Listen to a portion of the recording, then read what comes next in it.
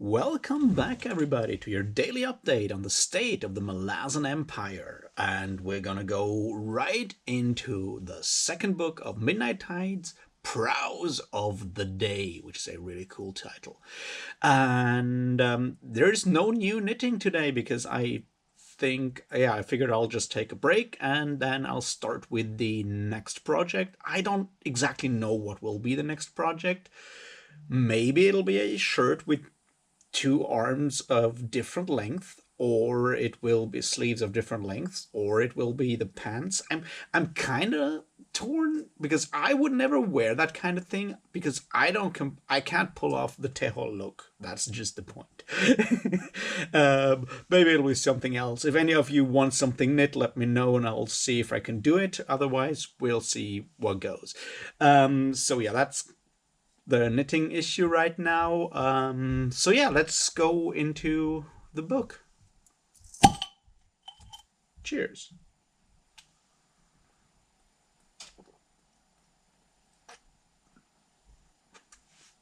All right. So I'm two chapters in right now. And a lot of stuff happened that's quite interesting to look at. For a bunch of reasons. So like the first thing that I found interesting is, it's called Prows of the Day, which I find an interesting book title. Obviously, it has that naval thing with prows and so forth going on, which, contrasts nicely with the opening of book two, because that's actually those Lethery ships entering the Lethery harbor and all that stuff going on there. Which obviously they have more to do with darkness and shadow than they have with daylight and stuff like that. So that's an interesting thing going on there. Just, and I just love the sound of it, so I'm glad with that. Also, like the way this whole scene is set up, where you have this cedar tower or Seden's tower. Fuck it, I don't know the name. Anyways, you have that tower that doesn't have windows, but these obsidian windows through which apparently the cedar, which is basically the archmage, I guess, high mage, how he can look through those on, and has this idea, like this sort of power of looking through these places, like these towers in other places, which I find is really cool power. And I just love the idea of having these like huge slabs of black obsidian that reflect what he's seeing. That's just a very interesting, powerful image right there, and I just love that. So I was happy with that. In general, what I find interesting about the whole about Midnight Tides is the contrast that you have between those absurd scenes within Lether, the Tehol Buck stuff. The we have met the what they called the rat catcher. We've met our first rat catcher. Things like that, which are very Terry Pratchett esque, Discworldy, whatever you want to call it, and then it kind of switches within a second from these like absurd dialogues to like being really grim and, like as Sarge would say, gnarly. And I find that just like very interesting how that is done and how it still works. And then you have this the parallel within the Edur lands. We're gonna go back to that in a minute, but I figure we stay first with the Edur, with the Lether stuff, and our good friend Bryce Beddick being sent on a mission to figure out what that demon was, and we figure out he's a forgotten god. Now there's a speculation that I have. You have that whole scene with the burial of that drowned Edur at the beginning of the like in book one, where we are introduced to that very interesting burial rites of the Edur, and I'm just like this is pure speculation. I'm like 100% sure this is wrong, and lore people will totally tell me why I'm wrong, I hope. But was he maybe sent on a similar errand as is Bryce? Because what we find out is that the when Bryce's spirit soul or whatever enters the sea realm down there and comes to these monoliths that have these gods, and they're like depictions of those gods and the names on them, we find out that one of them has been stolen by stripped of his names and bound to a new name. And the question by the Edur. The question is who did that? Who did that, and how did they do that? Yeah, but as I said, it's pure speculation, so that's not where we're going here. The other interesting thing is that, like, basically all those sea gods sound very Lovecraftian, very Cthulhu-esque, where, if you may, with all these tentacles, and it's not quite sure if they have 4 or 2 legs, which is like a typical thing in like those descriptions of Cthulhu. In mostly the Call of Cthulhu, it's always like, are those arms or not? It's yeah. I guess it's just a nod of Erickson's towards the Lovecraftian, like, Cthulhu mythos kind of thing. Also, they're sea gods. They need tentacles, right? I'm all in favor of sea gods with tentacles. So yeah, you have that. What else? The scene of what Bryce Beddick then does, which is to give some of his life's blood and life power, I guess, to the guardian of those gods, and in exchange also bind those gods in a way, because he's bound to them, but they're also bound to him. And like the whole idea that a god's power comes from its believers or their believers. I mean, we've spoken about that before when we come when we spoke about Karul being a forgotten god in the end of Guardians of the Moon, and then in Memories of Ice mostly. So we've seen now that apparently this is once again something that is going on there. So we have this mechanic that the power of gods comes from their believers, and once again, this is is not something that Steven Erikson came up with. And now that, like, everyone and their dog is once again reading Small Gods by Terry Pratchett, that's the same thing going on there. But also, yeah, go and read Small Gods. Also read it to your dog. They might really appreciate that. My dog definitely listened to the audiobook of Small Gods at least 5 times during her life, and I'm pretty sure she did enjoy that. But, so yeah. Let's not go into that. Anyway, so the idea of gods being dependent on being dependent on their believers, and that double relation between gods and believers, that's something that we obviously have seen before and spoken about before, but it's once again hammered home here, is what I'm trying to say, I guess. So yeah, I enjoyed that bit quite a bit. We also get more of the whole like rather Byzantine atmosphere in the palace. And now I've mentioned this before, and I've thought about it today again, there are a lot of parallels between this is like one of those weird small things that make no sense, I guess, but you have this idea of when I think it's the Cedar and the Kukulkan and someone else talking about the First Empire, and Letheras being the colony of the First Empire. And then they talked about, for a moment, there's this thing about like seaports of the First Empire, or older seaports that after a while were then like silted up because the land is moving further into the sea. And now, I don't know, I just recently I read in some other place about like in my ancient history stuff that I sometimes read, because why not? There's a lot of these, like, you have a lot of the same issue with Roman ports at the in Italy, like from the Roman Empire. They were silted up again and again, and obviously Byzantium is a Roman colony before it takes basically over, because the Western Roman Empire then I don't want to say falls, but disintegrates, and you have all these successor kingdoms over there. So yeah, the idea of that, like, just reinforced in my mind, reinforced that whole idea of Lethoras, while obviously being very, very American on the one hand, also being very, very very, very much like Byzantium in a way, and the Byzantine Empire.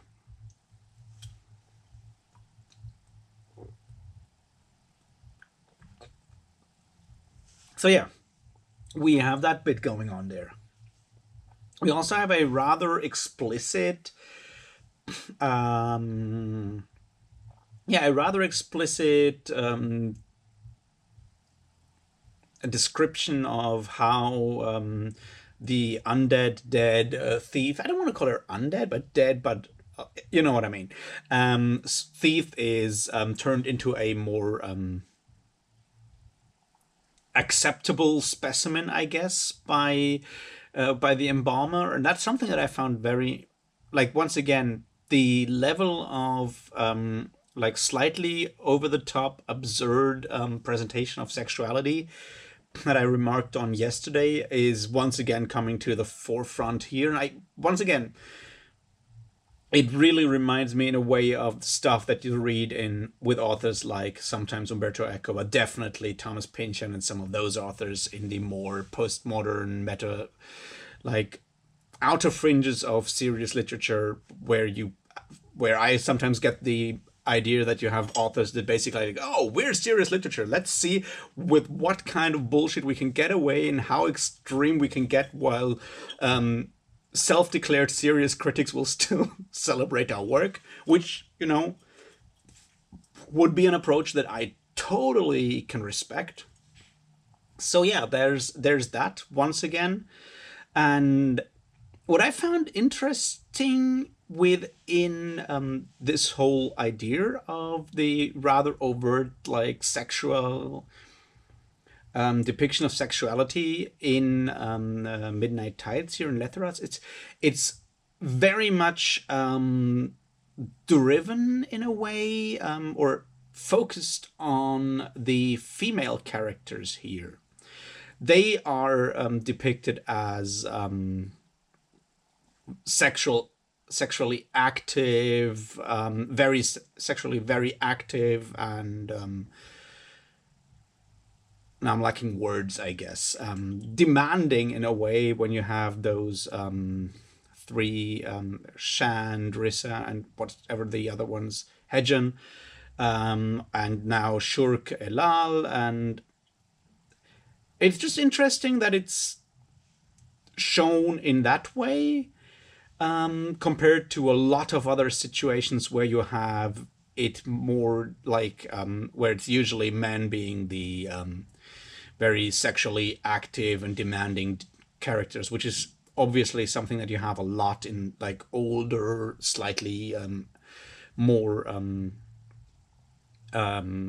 at least slightly more adult fantasy. Obviously there's examples where this is not the case. Whatever her name is, that main character of Joe Abercrombie's Best Served Cold is definitely depicted as sexually demanding or active in a way. And you have obviously some of that going on in Richard K. Morgan's Land Fit for Heroes. But I still find it interesting that you have the comedy deriving from sexual themes is this time round is basically switched compared to how a lot of this comedy is usually, humor is usually depicted in more traditional or older media, where you have. So I just like that as a bit of, I don't want to say deconstruction, but definitely as something that gives it a new twist, is what I would say there. I'm always careful with the word deconstruction, but it definitely, might startle people who are used to a more traditional, more conservative way of epic fantasy, which certainly exists out there. So that's cool. I really enjoy that. And it's like, I feel that it's, I mean, I'm obviously reading it for the third time now. I'm good with it and I'm having fun with it. But, the first time around, it kind of startled me a bit as well. And I'm like, all right, apparently I should evaluate my personal mindset when it comes to those things and where that came from. And that's one of those things that I really, really enjoy about the Malazan Book of the Fallen in general. It's something, it is definitely, like, every time I read it again, it challenges some of my beliefs. It challenges, it challenges me to re-examine my assumptions in everyday life, because that's basically the thing. It's like, you sit there and you think about your personal convictions and you form yourself, as this very virtuous, good person. Like, most of us do that in a way when when we think about our convictions, our morals, and stuff like that. And if we do these things consciously, most of us are probably rather moral people if we think about it consciously and make the attempt. But in like everyday life, it's so easy to just like fall back into assumptions. And that's something that I enjoy about the Malazan book, and that I appreciate about the Malazan Book of the Fallen, is that it does not just provide me with this like comfortable this idea of floating comfortably in beliefs, or in a floating comfortably in a self-image that is probably not that comfortable. It forces me to think about these things and figure out how much I need to actually decide to be a certain person and think in a certain way, and how much these things have already settled in my personality. Because that's, I guess, the thing that I'm trying to say here is like, you go and there's a lot of things that you might do if you actually think actively about them, and then there's a lot of things that you just, like, if you don't think actively and are not living actively, consciously in a way, and just on autopilot, just don't do, or just don't think that way if you're on autopilot. And the idea that Malazan Book of the Fallen just, kicks your ass and forces you to not just stay on autopilot while going through it, on moral autopilot, if you will. That's just something I really appreciate. That's really something that I think, for me, good literature, no matter what subgenre it is, does with me. It's like, it forces you to actually not just go on autopilot, which obviously all kind of good entertainment should do. It's the same with good music or good art or good films or whatever you have. But, we're talking books here, so because this is not Ruff's doing art criticism video channel, right? All right, so that's that preachy bit for today, I suspect.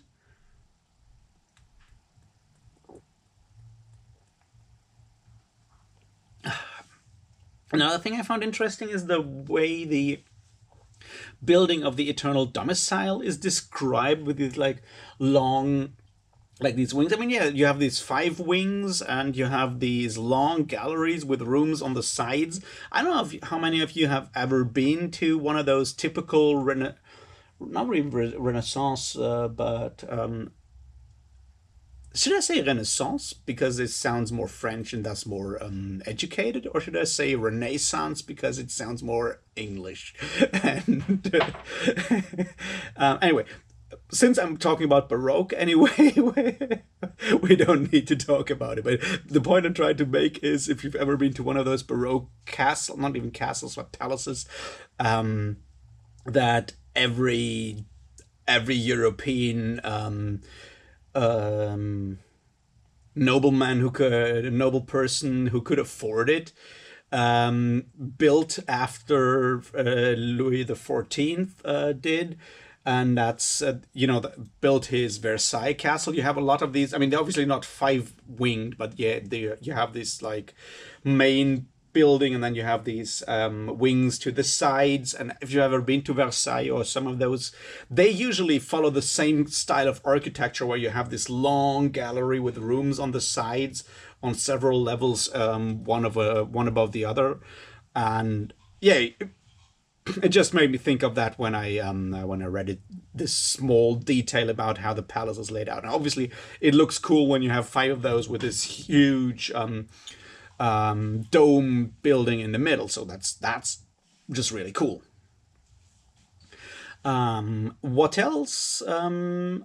For this bit, I figured there's well, at some point we need to talk about Kettle, and we need to talk about the Azath and stuff like that, but I'm not sure if I want to do that today. Maybe we'll get back to that tomorrow, because there's obviously going to be another video tomorrow. So yeah, another thing that I found interesting, chapter, what's it, 8? 7? 7, probably 7. Should be chapter 7. The second chapter in book 2 is what I'm trying to say here. When we return to the Edur village, to Hanan Masak's village. Now, there's one thing that I've, just stuck out again. This idea that we've mentioned before, both like here, and Steven Erikson himself has mentioned it a couple of times, that he has this elliptical writing style or circular writing style, and chapter 2 shows that to a nice extent, because we start with the Equitor Seren Pedak watching the Edur children playing, and in the last lines we see her remembering that and now viewing it in a completely different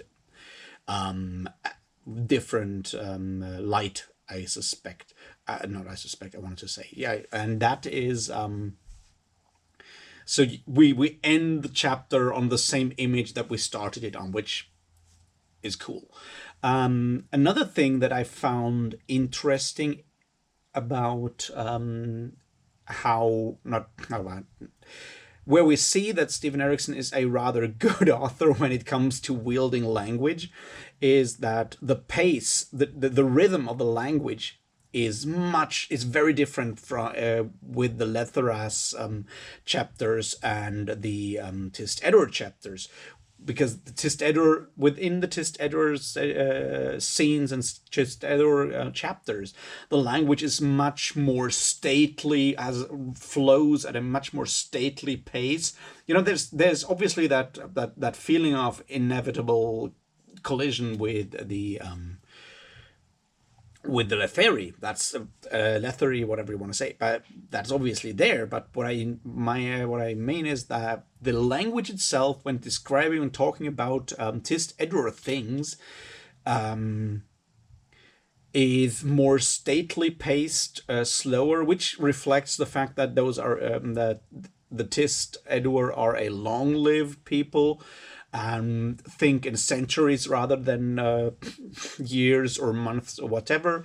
And when we come to the Lether stuff that happens in Letheras, you have the language. It's much like higher speed, higher pace. It's like bam, bam, bam in the language, and that's reflects the high speed, high pace of Lethery capitalist life, where you have them basically scrabbling all the time to this idea of like life in Letheras being that rat race where you cannot escape and just have to be faster and faster and faster. And that reflects in the language, and that's just something that I personally, appreciate. All right, so that's that. What else is interesting? The whole divination that Featherwitch does is interesting, because you have on the one hand, we learn that Featherwitch is a super old name with this whole tradition of a person being born to be a witch / magic using person that does divination and stuff like that. And you have this whole idea of things that were buried for a long time coming back up. I mean, that's something that we had before, and that's definitely something that you have with this whole idea of the 7 closure ending coming and stuff like that. And then we have that divination, and let's just say put a bookmark in that divination, because there's a bunch of things being mentioned there that make a lot more sense later on when you read further on in the book. I'm not going to spoil anything. I'm just saying those divinations in general, and this one is clearer than most, are actually very very well done foreshadowings of stuff that will happen in the future. I mean, we saw that with Deadhouse Gates when we have this whole divination that Daika witnessed in that tent with those two forms fighting, the sisters fighting and stuff like that. But here's a bunch of those things showing up in the divination that Featherwitch does, which very cool. Another thing, what else should we talk about here? Well, Mayen being... The character of Mayen is a very, very interesting one, and we should talk about her later on more. The thing with Mayen is that she seems to be a rather self-assured, self-confident, self-possessed kind of person. When she takes upon herself the blessing of the Nerek, that's a very interesting thing to look at in her breaking with traditions, consciously breaking with traditions. And that obviously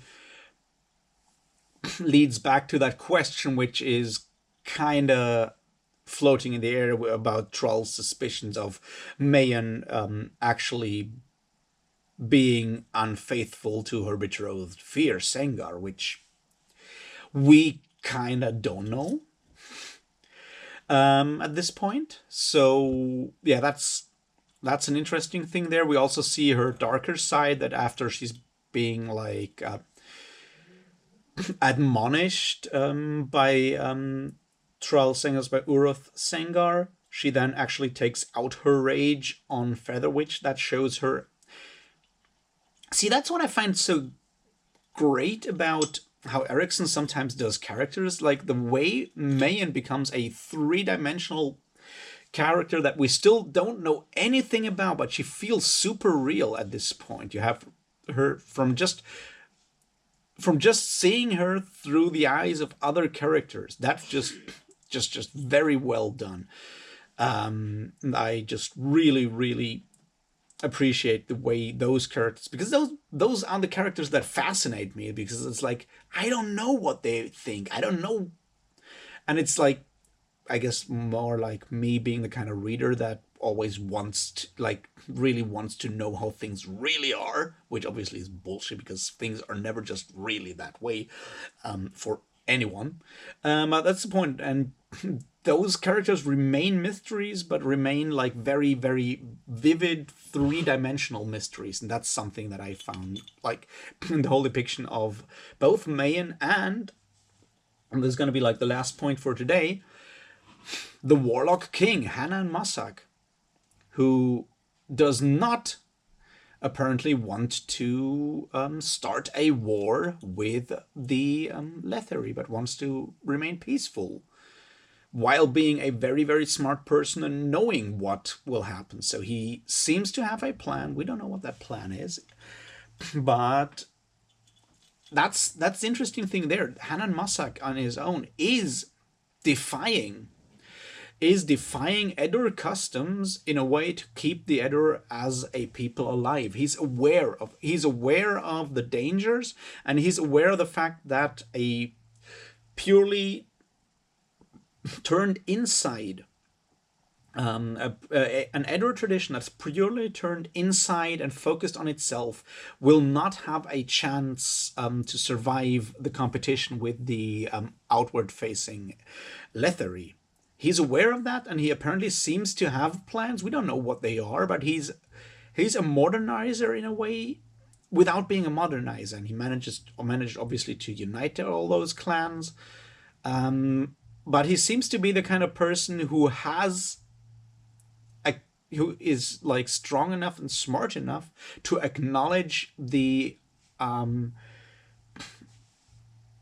inferiority not obviously culturally, but the inferiority in that competition for power and the power struggle that comes from this backwards, inwards facing culture and tradition that they have. And that's just makes him a very powerful character in a way. And I just really appreciate that. So, yeah, that's basically it for today, I think. I'll talk to you tomorrow about more Midnight Tides. And until then, have a great Tuesday evening. Until then, cheers.